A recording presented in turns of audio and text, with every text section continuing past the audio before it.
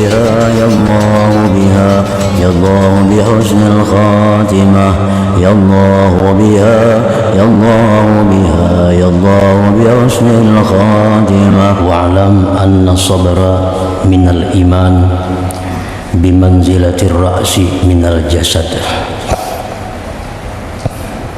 فإذا قطع الرأس ذهب الجسد كله. Dan ketahuilah bahwa kedudukan sabar daripada iman menempati kepala daripada tubuh. Maka apabila putus itu kepala, maka hilanglah seluruh tubuhnya.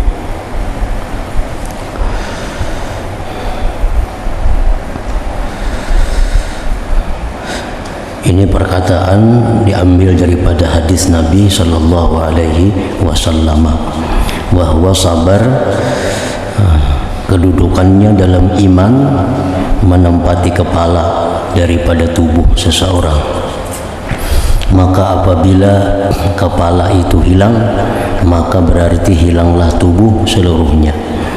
Apabila sabar hilang daripada iman, maka iman pun akan hilang seluruhnya. Para ulama menyimpulkan masalah sabar ini ada terbagi tiga sabar. Sabar yang paling tinggi kedudukannya adalah as-sabru anil ma'siyati, yaitu sabar daripada maksiat. Artinya mampu menahan diri daripada perbuatan maksiat. Itu sabar yang paling tinggi nilainya. Ada maksiat di hadapan mata, ada maksiat yang menggoda, ada maksiat yang menguntungkan, lalu dia sabar, dia tahan dirinya sehingga dia tinggalkan maksiat itu walaupun menguntungkan, walaupun membaguskan, tetapi maksiat, nah dia tinggalkan. Itu namanya sabar daripada maksiat. Nah itu kesabaran yang paling tinggi derajatnya. Dikatakan bahwa apabila orang mampu melakukan demikian, maka derajatnya orang itu ditinggikan 900 derajat.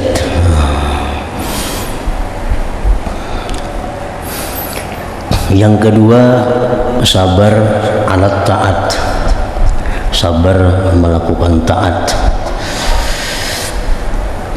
Dimaksudkan dengan demikian adalah orang yang berada dalam keadaan susah, orang yang berada dalam keadaan kesempitan, namun dia tetap bisa melakukan taat kepada Allah. Nah, maka ini sabar yang nomor dua. Yang melakukan demikian ditinggikan derajatnya 600 derajat. As-sabru 'alal musibah, yang ketiga sabar atas musibah. Dia sabar atas menghadapi cobaan yang diberikan Allah kepadanya tanpa ada mengeluh kepada siapa jua pun, tanpa ada menyalahkan siapa jua pun. Nah, sabar, maka ini kesabaran dapat meninggikan 300 derajatnya di sisi Allah Subhanahu wa ta'ala. Sabar daripada maksiat itu dicontohkan oleh Nabi Yusuf alaihissalam. Di waktu beliau mendapat godaan daripada Zulaikha, perempuan istri Perdana Menteri Mesir waktu itu, Nabi Yusuf sabar menghadapi ajakan maksiat itu sehingga bisa menyelamatkan diri beliau dari godaan. Nah, beliau ditinggikan derajatnya di sisi Allah sampai 900 derajat. Sabar atas taat dicontohkan dengan Nabi Sulaiman alaihissalam. Nah, begitu sibuknya Nabi Sulaiman dengan kekuasaan yang ada pada beliau seorang raja, apalagi banyaknya harta yang beliau urus, banyaknya harta yang beliau jaga, tapi kadang mengganggu ibadah beliau kepada Allah. Walaupun menduduki kedudukan yang sangat tinggi, mempunyai harta yang sangat banyak, namun Nabi Sulaiman tidak lalai daripada berzikir kepada Allah Subhanahu wa taala.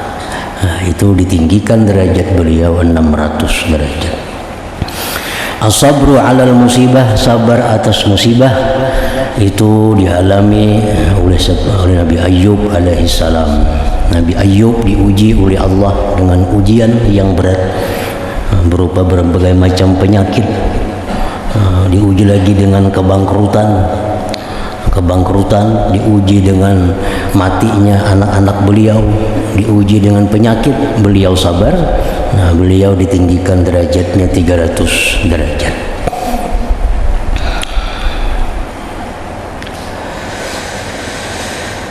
Fa'idha sami'ta kalimatan tughdibuka fi 'irdik, fa'idha sami'ta kalimatan tughdibuka fi 'irdik fa'fu wasfah. Maka apabila engkau mendengar kalimat ucapan yang membuat engkau marah tentang pribadi engkau, artinya kita disambat, disebut orang jahat, kita disebut orang kada baik, kita disebut orang macam-macam yang membuat kita kada nyaman. Idza sami'ta kalimatan tughdibuka fi 'irdik, bila engkau mendengar ucapan yang membuat engkau marah tentang pribadi engkau, si fulan itu kada jujur, si fulan itu kada adil, inya itu ya macam-macam. Fa'fu wasfah, maafkanlah dan biarkanlah. Maafkanlah dan biarkanlah. Dengan kemaafan itu, dengan pembiaran itu, andai kata kita benar, maka itu menghilangkan dosa-dosa yang ada pada kita. Nah, dosa itu berpindah kepada orang yang menyebutnya itu. Kita misal melakukan satu perbuatan maksiat, kita sembunyikan maksiat ini. Kita melakukan maksiat, kita sembunyikan maksiat. Tahu-tahu ada orang yang membuka maksiat kita. Dibukanya kejahatan kita di tengah-tengah orang. Kita maafkan orang itu dan kita biarkan, maka kemaksiatan yang kita lakukan itu dosanya berpindah kepada orang yang menyebut-nyebutnya tadi. Asal kita maafkan. Kita maafkan dan kita biarkan. Fa'idza sami'ta kalimatan tughdibuka fi 'irdik fa'fu wasfah. Nah, lain halnya kalau kita melakukan maksiat itu jihara. Nah, kita melakukan maksiat itu terang-terangan. Melakukan maksiat terbuka di tengah umum atau diketahui orang, kita melakukan maksiat, lalu digibah orang kita, si anu itu ini itu. Nah, itu kada ada sangkut pautnya dengan menggugurkan dosa kita, karena kesalahan kita melakukan maksiat itu terang-terangan. Man alqa jilbabal haya fala ghibata lahu. Dalam Ihya disebutkan itu, barang siapa yang sudah membuang perasaan malu, maka tidak ada larangan untuk menggibahnya. Kalau orang itu sudah hilang malu, inya wani berjudi di tengah orang banyak, wani minum arak di tengah orang banyak, itu kan sudah hilang rasa malu. Kalau kita gibah, itu penjudi, pemabuk, itu ini, karena ini sudah terbuka, membuka dirinya. Nah, itu tidak ada alasan untuk diharamkan gibah kepadanya, karena ini sudah membuka. Lain hal orang yang melakukan maksiat tapi dia sembunyi-sembunyi. Nah, dia menyembunyikan kesalahannya. Nah, ini orang kada boleh kita buka maksiatnya itu. Ini fa idza sami'ta kalimatan tughdibuka fi 'irdik fa'fu wasfah fa inna dzalika min azmil umur. Nah, memaafkan itu, membiarkan itu termasuk perkara-perkara yang penting. Min azmil umur, minal umuril ma'zumat. Nah, termasuk perkara yang dipentingkan. Qala Umar ibn al-Khattab radhiyallahu anhu, man khafa Allah lam yashfi ghaizah. Berkata Umar bin Al-Khattab radhiyallahu anhu, man khafallaha, barang siapa yang takut kepada Allah, lam yashfi ghaizah, dia tidak akan melampiaskan kemarahannya.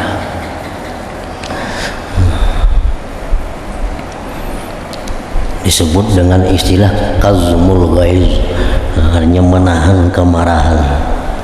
Itu fadilatnya sangat besar.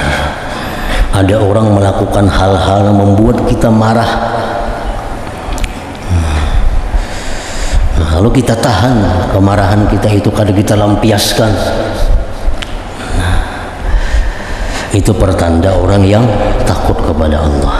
Man khafallah, barang siapa yang takut kepada Allah, lam yashfi ghaizah, dia tidak melampiaskan akan kemarahannya. Melampiaskan kemarahan ini bisa dengan berteriak-teriak, bisa dengan melimparkan barang, melimparkan benda. Itu bentuk pelampiasan kemarahan. Nah, orang yang takut kepada Allah, dia kada akan melakukan yang demikian itu. Wa man ittaqahu lam yasna' ma yurid. Wa man ittaqahu, barang siapa yang takwa kepada Allah, lam yasna' ma yurid, dia tidak akan berbuat sekehendaknya. Barang siapa yang takwa kepada Allah, dia tidak akan berbuat semaunya, karena ada undang-undang, ada peraturan yang membatasi. Peraturan-peraturan syariat, peraturan-peraturan agama. Walaula yaumul qiyamah lakana ghaira ma taraun. Dan jikalau tidak ada hari kiamat, niscaya terjadilah sesuatu yang tidak kalian lihat. Hanya kada ada hari kiamat, mbah mati aja manusia nih. Niscaya kada macam ini dunia jadinya. Niscaya kada akan demikian keadaannya. Andai kata manusia mati, habis tutup buku, kada ada lagi hari kiamat, kada ada lagi timbangan, kada ada lagi pembalasan. Nah, niscaya dunia kada akan seperti ini. Nah, dunia seperti ini karena masih ada orang-orang yang takut kepada Allah, masih ada orang-orang yang memperhitungkan dirinya di hari kiamat. Wara'i hammaka, dan peliharalah keinginan engkau, jaga keinginan engkau. Jangan sampai mengingini sesuatu yang dilarang oleh Allah. Jangan sampai mengingini sesuatu yang membuat jauh daripada Allah. Artinya, jangan sampai mengingini sesuatu yang membuat kita lalai menjalankan perintah agama. Wara'i hammak. Wastagil bi islahi nafsik an aibi ghairik. Bekerjalah engkau dengan membaguskan diri engkau daripada aib orang lain. Lebih baik kita mencari aib kita daripada kita mencari aib orang lain. Lebih baik kita mengurusi diri kita. Wastagil bi islahi nafsik, bekerjalah engkau dengan membaguskan diri engkau an aibi ghairik, daripada aib selain engkau. Fa innahu kana yuqalu, bahwa dikatakan orang, kafa bil mar'i aiban ay yastabina lahu minan nas ma yakhfa alaihi min nafsihi. Cukuplah seseorang itu celak. Cukuplah seseorang itu menjadi orang yang tercela, maksudnya bahwa nampak baginya aib manusia, sesuatu yang tersembunyi atasnya daripada aib dirinya. Nah, ini manusia yang tercela, orang yang tercela, orang yang nampak di matanya aib orang lain, tersembunyi aib dirinya sendiri. Au yamqutan nasa fi ma ya'ti mislah, atau seseorang itu tercela, dia tidak menyukai akan orang lain pada sesuatu yang dia sendiri melakukan seumpamanya. Nah, ini kada suka orang lain berbuat kemaksiatan, tapi inya sendiri melakukan kemaksiatan itu. Nah, itu orang yang tercela. Au yamqutan nasa fi ma ya'ti mithlahu. Au yu'dhi jalisah, atau seseorang itu tercela, dia menyakiti jalisah akan kawannya. Seseorang itu dikatakan tercela kalau sudah dia purun menyakiti kawannya sendiri. Artinya kawannya aja disakiti, apalagi orang lain artinya. Au yaqula pinnas ma la ya'ni, atau dia mengatakan pada manusia sesuatu yang tidak bermanfaat akan dirinya. Nah, itu seseorang akan menjadi tercela bila dia melakukan hal-hal yang demikian tadi. Satu, aib orang lain nampak baginya, aib dirinya tersembunyi. Dia memurkai orang lain melakukan sesuatu padahal dirinya sendiri melakukan itu. Yang ketiga, dia menyakiti kawannya sendiri. Yang keempat, dia mengata pada manusia hal-hal yang tidak ada manfaat bagi dirinya.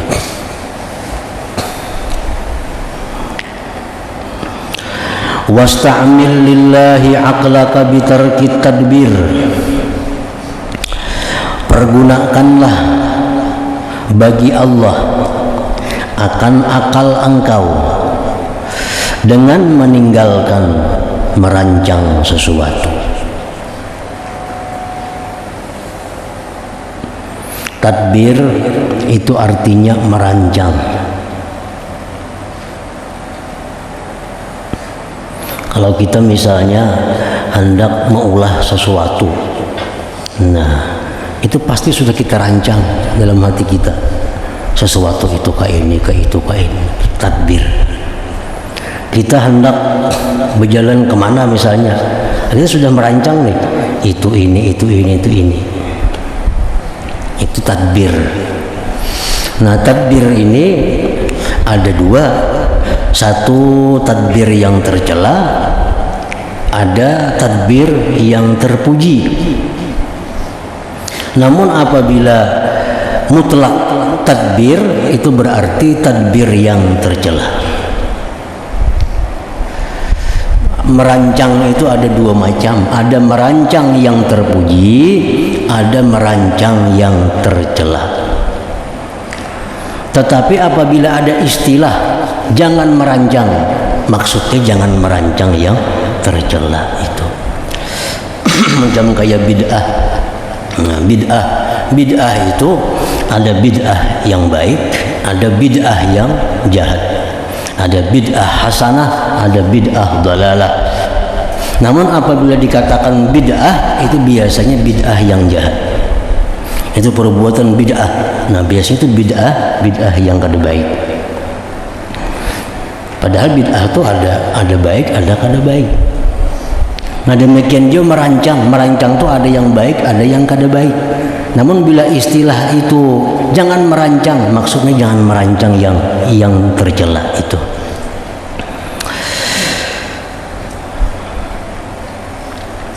Jadi pergunakanlah akal engkau untuk Allah. Jangan digunakan untuk merancang hal-hal yang tidak baik artinya.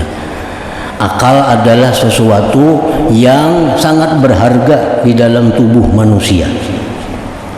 Akal.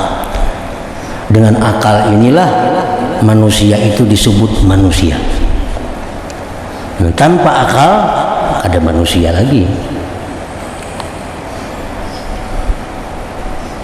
Nah makanya orang yang minum arak itu dosanya besar karena dia merusak akal minum arak. Jadi martabatnya sama mengiringi orang yang bunuh diri. Kalau bunuh diri itu menghilangkan roh, kalau minum arak itu merusak akal. Sedangkan akal ini sesuatu yang berharga yang hanya digunakan mestinya untuk mendekatkan diri kepada Allah. Jangan digunakan akal kepada merancang hal-hal yang tercela.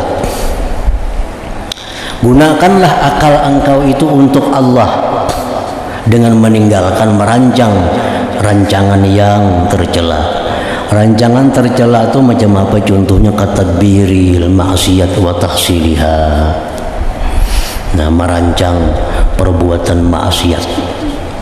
Nah, dan kayak apa cara mewujudkan satu maksiat itu? Kita berpikir menggunakan akal. Kayak apa maulah suatu kemaksiatan. Nah, esok kita akan berbuat satu kemaksiatan, lalu kita rancang kayak apa maksiat itu. Nah, ini maksudnya menggunakan akal pada rancangan yang salah. Au hazzi nafsin, atau akal kita gunakan untuk merancang sesuatu yang memuaskan nafsu syahwat kita. Nah, kita pakai akal ini untuk merancang sesuatu yang tujuannya untuk memuaskan nafsu syahwat. Nah, ini tercela, rancangan yang tercela. Atau akal kita gunakan untuk merancang menghimpun dunia sebanyak-banyaknya untuk memperbanyak dunia. Nah, kita gunakan akal ini untuk merancang mengumpul duit sebanyak-banyaknya dengan tujuan agar dia menjadi orang yang kaya, menjadi orang yang banyak harta. Nah, digunakan akal. Kayak apa cara supaya dapat duit banyak? Nah, ini menghinakan akal, menghinakan akal. Nah, itu yang tadbirul mazmum, tadbir yang tercela. Akal yang begitu mulia, akal yang begitu terhormat kedudukannya di sisi Allah, akal yang ma'rifat kepada Allah itu digunakan untuk merancang kemaksiatan, merancang hal-hal yang memuaskan nafsu, merancang mengumpulkan harta sebanyak-banyaknya. Nah, ini tadbirul mazmum. Sedangkan merancang yang terpuji, katadbirin bi bara'ati zimmah min hukukil makhlukin. Nah, seperti kita merencanakan bagaimana caranya membebaskan diri daripada hak-hak makhluk. Nah, kita ini banyak nih hak-hak makhluk. Kita pernah menipu ada, pernah menggibah ada, pernah memfitnah, pernah mengambil harta orang lain. Lalu kita berpikir nih, kita rencanakan, kita rancang kayak apa supaya kita terbebas daripada itu. Kayak apa caranya supaya kita bisa dapat bebas daripada pulan itu. Nah, karena kita pernah menzalim pulan itu, kayak apa caranya supaya pulan itu luluh hatinya kalau kita datang bisa memaafkan kita. Nah, kita rancang kayak apa jalannya. Nah, ini rancangan yang mahmud, yang terpuji. Wa tashihit taubah, membaguskan tobat. Nah, selama ini tobat kada bagus. Kenapa tobat dikatakan kada bagus? Karena selalu tak ulang. Padahal sudah tobat semalam, terbulik pulang hari ini. Tobat sudah hari ini, tak bulik pulang. Tobatnya sah aja, itu sah. Nah, kita bertobat, nah malam ini tobat kepada Allah. Esok kada akan melihat nang haram, nggak bisa. Tapi kenyataannya esok kena melihat pulang nang haram. Nah, dirancang kayak apa cara nih supaya jangan lagi melihat nang haram itu, dipikirkan kayak apa caranya. Nah, merancang macam itu rancangan yang mahmud, rancangan yang terpuji. Nah, seperti lagi merancang bagaimana caranya mengalahkan nafsu dan syaitan. Nah ini kadang-kadang ada dirancang, karena syaitan ini, nafsu ini punya tabiat yang luar biasa untuk menggugurkan kita. Kalau kita kada rancang bujur-bujur, kita kada akan bisa mengalahkannya. Nafsu syaitan datang menggoda lewat sini, bila kita tolak datang lagi mulai sebelah kiri, kita tolak mulai muka lagi, tolak lagi sebelah belakang lagi datangnya. Nah nafsu syaitan ini selalu datang menggoda kita. Nah kita pikirkan caranya, kita rancang kayak apa supaya jangan ada lagi godaan-godaan itu. Nah merancang macam itu rancangan yang mahmud, yang terpuji. Nah itu mestinya fungsi akal tuh untuk hal-hal seperti itu. Atau lagi seperti merancang sesuatu yang mendekatkan diri kita kepada Allah Subhanahu wa taala. Nah, diistilahkan oleh para ulama, Allah memberi kita akal supaya digunakan akal ini dengan sesuatu yang berujung kepada surga. Itu nilainya akal. Bila kita gunakan akal ini untuk sesuatu yang ujungnya surga, itu hanya untung. Kalau kada itu rugi, masih larang akal. Nah, kita merancang semalaman, rancang, akhirnya dapat duit sekian banyak, masih rugi. Membuang akal untuk merancang dunia yang sedemikian itu. Nah akal ini hanya untung kalau kita gunakan untuk merancang sesuatu yang ujungnya dapat surga. Nah sama halnya dicontohkan, kita diberi oleh raja pedang yang sangat hebat, yang sangat tajam. Ujar raja, nah ini pedang, kita beri pedang ini pedang luar biasa. Ini kalau sekali timpas musuh kaget dulu. Nah ini kamu menggunakan pedang ini hanya untuk musuh-musuh. Nah, jadi pedang ini hanya seimbang bila digunakan untuk membunuh musuh. Hanya impas harga pedang itu. Tahu-tahu si pedang ini kita gunakan untuk menungkih kayu. Nah, kada sesuai harga pedangnya. Kada sesuai. Walaupun kita beberapa truk dapat kayu, masih rugi dengan rusaknya pedang yang kita gunakan untuk menungkih kayu itu. Kita sembelihkan ke kambing, 1000 kambing masih kan cukup untuk biaya pedang itu. Nah akhirnya kita pedang ditungkihkan ke kayu, ditungkihkan ke kambing, disembelihkan ke sapi. Datang musuh pedangnya tumpul. Nah kayak itu juga akal kita ini sudah terbiasa merancang hal-hal yang hina. Akal digunakan merancang maksiat, akal digunakan untuk merancang memuaskan nafsu, akal dirancang untuk hal-hal yang kada bermanfaat. Nah begitu merancang hal-hal yang mulia, akal tumpul. Nah begitu mengaji ilmu, kada pemahaman lagi jar. Atau kan dipakai untuk hal-hal yang kada ada manfaatnya. Nah itu fungsi akal ini. Nah jadi itu maksudnya wasta'mil lillah aqlaka bitarkib takbir. Akal kita gunakan untuk hal-hal yang mendekatkan diri kepada Allah. Ini barang nih rusak. Kalau kita pikirkan semalaman kita bisa membaiki, tapi semalaman kita mau utakin nah. Ini situ right sini baik. Lawan kita duit 100.000, suruh orang lain bagi akan itu baik 100.000 ini pada membuang akal bagi yang rusak ini artinya. Nah baik akal kita gunakan kayak apa cara supaya bisa mengalahkan syaitan, baik akal kita gunakan untuk supaya dekat kepada Allah, daripada akal digunakan untuk membaiki radio yang rusak ini bermalaman mengetik itu aja. Jangan diupahakan lawan tukang 100.000 bisa baik.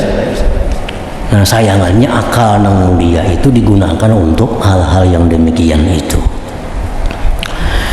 Wasta'in billah ala sarfil maqadir, dan mintalah pertolongan dengan Allah atas memalingkan takdir. Usaha kita kada akan bisa merubah takdir itu. Kayak apa kita berusaha sungguh-sungguhnya, sekuat-kuatnya, sepintar-pintarnya, kita akan lemah. bila berhadapan dengan takdir Allah Subhanahu wa ta'ala. Yang bisa membalik takdir itu hanya Allah. Nah, jadi kalau kita hendak minta rubah takdir kita ini, nah minta rubahlah kepada Allah. Mungkin kita aja kayak apa aja caranya kadang akan bisa merubah takdir. Tapi minta tolonglah dengan Allah atas membalikkan, memalingkan takdir itu. Qala Ali radhiyallahu anhu, berkata Sayyidina Ali radhiyallahu anhu, ya bena Adam, wahai manusia, la tafrah bil ghina, janganlah kamu bangga dengan kekayaan. Jangan kamu bangga dengan kekayaan. Bangga itu lain dengan syukur. Bangga lain dengan syukur. Nah, yang dilarang ini jangan bangga dengan kekayaan itu. Wala taqnat bil faqri, wahai manusia jangan putus asa dengan fakir itu. Wala tahzan bil bala, janganlah sedih dengan bala. Wala tafrah bir raha, janganlah bangga dengan kelapangan. Fa inna dzahab yujarrabu bin nar, karena emas itu diuji dengan api. Emas itu diuji dengan api. Nah, dengan api ketahuan mana emas, mana yang lain emasnya. Nah, kayak itu juga artinya orang yang beriman itu diuji oleh Allah dengan ujian bala, dengan ujian nikmat, dengan ujian kaya, dengan ujian fakir. Itu dilalui oleh orang yang beriman agar nampak artinya kemurnian imannya itu.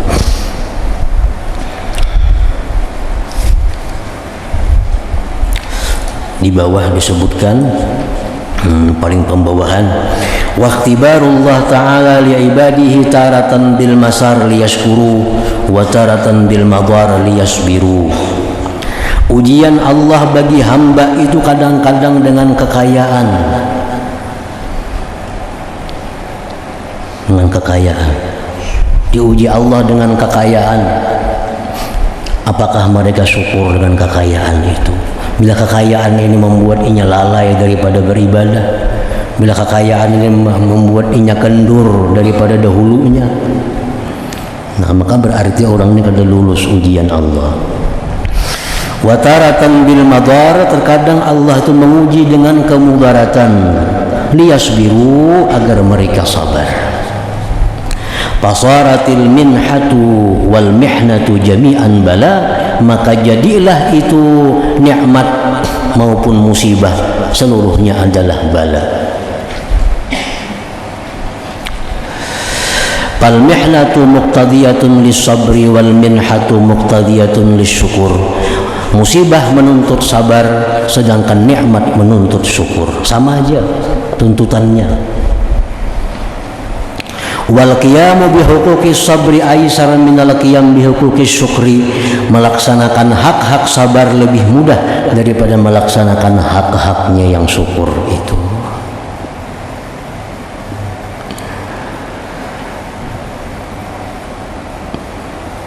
Artinya orang yang sabar dengan bala itu lebih banyak daripada orang yang syukur dengan nikmatnya. Wa qalilun min ibadiyas syakur. Dalam Al-Quran dijelaskan sedikit sekali hambaku itu yang bersyukur. 10 orang diuji dengan bala, 10 orang diuji dengan nikmat. Yang dapat bala diminta sabar, yang dapat nikmat diminta syukur. Nah, itu hasilnya lebih banyak sukses orang yang dapat bala. Orang dapat bala banyak bisa sabar, sedangkan orang yang dapat nikmat sedikit yang bisa syukur. Artinya walihada qala Umar radhiyallahu an, bulina bid-dharra fasabarna wa bulina bisarra falam nasbir. Kami diuji dengan kesusahan, kami bisa sabar. Diuji dengan kelapangan, kami tidak bisa sabar.